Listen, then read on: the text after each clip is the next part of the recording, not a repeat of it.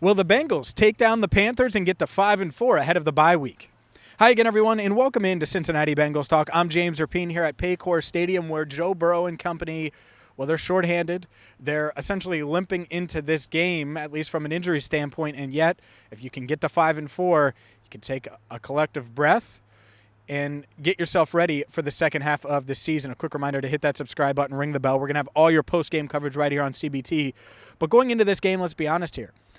The Panthers, they might be 2-6, but they're feeling pretty good about themselves. They've won 2 of 3. They beat Tom Brady and the Patriots a few weeks ago. They got close to beating the Falcons, and you could argue should have beat the Falcons last week. And so to me, when you look at this matchup going into the season, it was, oh, yeah, the Bengals are going to win this game. Now looking at it, I think it's more of a toss-up. And when you look at the MyBookie odds, the Bengals certainly favored. Vegas thinks they're favored. Odds makers think they're favored. And think they're significant, touchdown favorites. At the same time, I think it's going to be much closer when you don't have Chidobe Awuzie. You don't have DJ Reader again against the run-first team. You don't have Mike Hilton this week, even though he's going to be back after the bye. Those things are going to impact this game. And the first thing, this defense, they were so good the first 7 games of the year, and they didn't allow a second-half touchdown, and that was awesome. It was awesome to see.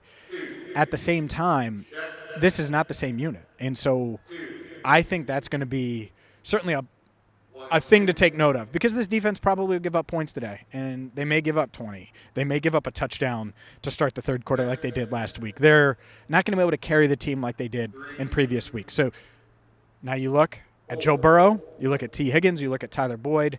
That's how the Bengals are going to win this game. Protect Joe Burrow, block Brian Burns. Don't let Brown in the middle beat you either, and find a way to keep Burrow upright and spread the ball around, whether it's to Joe Mixon out of the backfield. I know a lot of people have talked about the running game. I'm not sure they're going to be able to run the ball, but that shouldn't impact them. They should be able to still find ways to get the ball to Tyler Boyd, creative ways. Should he have double-digit targets this week? Absolutely. And I told him that in the locker room on Friday. This guy should have double-digit targets this week. Treat him like the slot machine he is, pepper him with targets, get this offense rolling. Because when you get Tyler Boyd the ball early, it opens everything up. We saw it against New Orleans. We saw it the very next week right here at Paycor Stadium against the Falcons. Get Tyler Boyd involved. It'll make life easier on T. Higgins. It'll make life easier on Mike Thomas and Trent Irwin and any other receiver that they use out there on offense.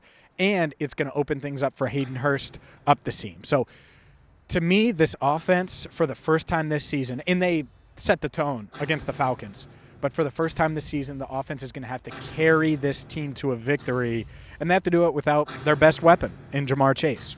They still have Joe Burrow, still have T. Higgins, still have Tyler Boyd. Pressure's on. Pressure's on Zach Taylor. Pressure's on Brian Callahan. Pressure's on Lou Anarumo to make sure that the defense is competent. Meanwhile, Callahan and Taylor, they need to make sure that this offense is firing on all cylinders, because it's a beatable Carolina defense. As good as they are, and they have some good players, did the Falcons not drop 30-plus on them last week? And, yeah, they had the pick 6, but that Falcons offense was rolling a bit there throughout the game. So whether it was Damiere Byrd in the long touchdown, right, he beat back-to-back long touchdowns. This team got beat over the top last week. They certainly can get beat over the middle. So the Bengals have to get Tyler Boyd involved, have to find ways to keep T. Higgins involved. He only had 2 catches at halftime last week for 8 yards. Can't be the case. And so certainly a must-win to me going into this one for your Cincinnati Bengals, because if you get to 5-4, everything changes. You drop to 4-5, and right now it feels like the sky's falling a bit. The sky will be falling, and it's going to be really tough to rally back from that. You get to 5-4, collect your breath. You can use the crutch, because I feel like it is, of saying, we were 5-4 last year, but you can get healthy on the bye, and you could get Mike Hilton back. Maybe you could get DJ Reader back, and you feel a little bit better about yourselves. And who knows, maybe they make an addition or two, they sign someone. But regardless, today, certainly a must-win. We're going to have all of your post-game coverage. Joe Burrow is going to talk, obviously, after every game. Zach Taylor, all the locker room interviews. At least Jesse's going to be here as well. So guess what? We're going to have a ton of locker room stuff for you. We're going to have a post-game stand-up. So do me a favor. Hit that subscribe button, ring the bell, and buckle up, because this is a big game. It's a big game. It's a game that a lot of people had as a win for the Bengals coming into the season, including me, and even as recent as 3 weeks ago. But now the Panthers playing a little better. The Bengals, well, they're banged up. And while normally I would expect them to rebound after an ugly loss on Monday night, it might be a bit tougher today. I did pick them in my prediction, so check out the prediction. Joe Burrow, going to have a day. We'll see if he can do it until, well, post-game when we're there. Make sure you check out allbengals.com. I'll have actives and inactives 90 minutes before kick and so much more.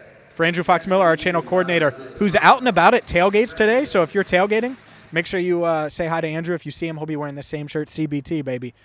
For Andrew Fox-Miller, I'm James Rapien signing off for now, where the Bengals set to play the Panthers just a few hours right here at Paycor Stadium.